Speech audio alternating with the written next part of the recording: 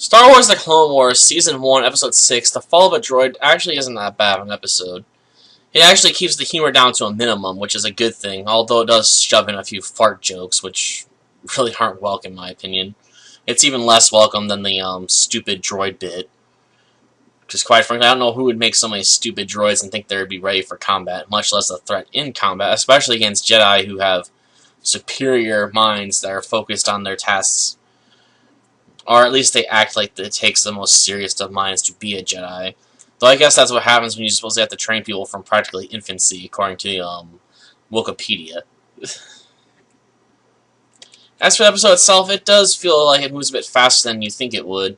And it does show some interesting aspects of combat strategy, with Anakin deploying his cannons on asteroids in order to get behind on the enemy. So yes, he uses his own ground forces to launch an attack on ships in battle in space.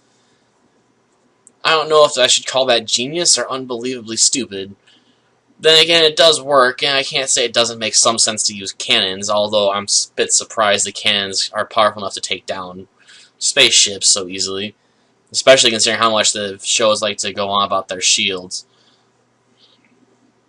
But then again, Anakin was able to pass right through a shield into the Phantom Menace in order to take his ship out from the inside, so maybe the shields aren't that powerful as I thought, depending on what sort of object's trying to get through them. How exactly do shields work in Star Wars? It doesn't seem to be very consistent, at least from my experience. As for everything else that goes on in the episode, well, outside of the battle, we have a plot about R2-D2 being captured by a salvager that wants to sell him to the Separatists for lots of money.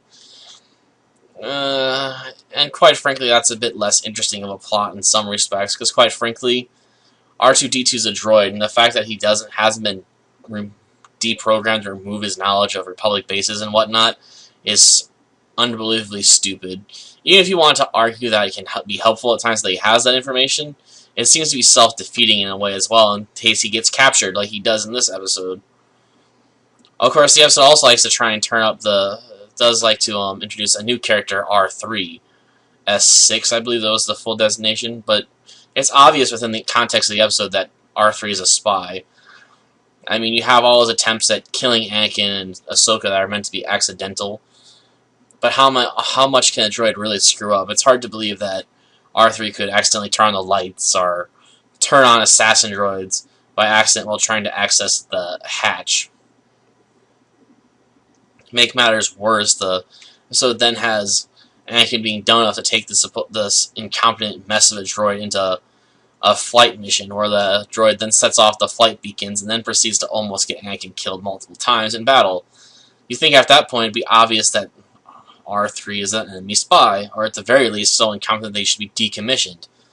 But to make further cement that R3 is a spy, we have a line from General Grievous about how Anakin's fallen into his trap now.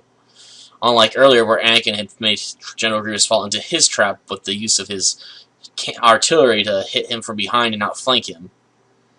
Instead, so the only thing that we can take as Grievous claiming to have the advantage here, tricking Anakin into believing, is the R3 unit, which means R3 is most definitely a spy.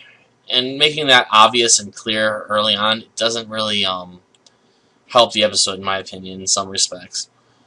Having an obvious spy, especially one that's going to try and get people killed, seems sort of stupid, because the whole purpose of a spy, more often than not, is to obtain information. And it seems to be somewhat ineffectual to gain information if you have an assassination attempt. Especially multiple failed assassination attempts that could just give your plans away. And if you're using many R3 droids to spy on the Republic, then pointing out the fact that they should be checked for their programming isn't going to help your cause. You think they would, instead of trying to go for the assassination route, would just have R3 spy on them and just try to set up traps, like they've been doing. As long as the Republic is unaware that the R3 units are spies, then what's the point in trying to use them to start killing people? Especially in ways that feel unbelievably sloppy. Outside of the R3 stuff and the stupid farting jokes we got with the Salvager, it's not that bad of an episode. I like the battle aspect in space, which might be the best part, and thankfully that's what they start with. I don't think they end with their strongest foot forward, though. Well, maybe the follow-up episode will actually do a bit better. With the droid stuff, I mean. We can hope, I guess. Until next time.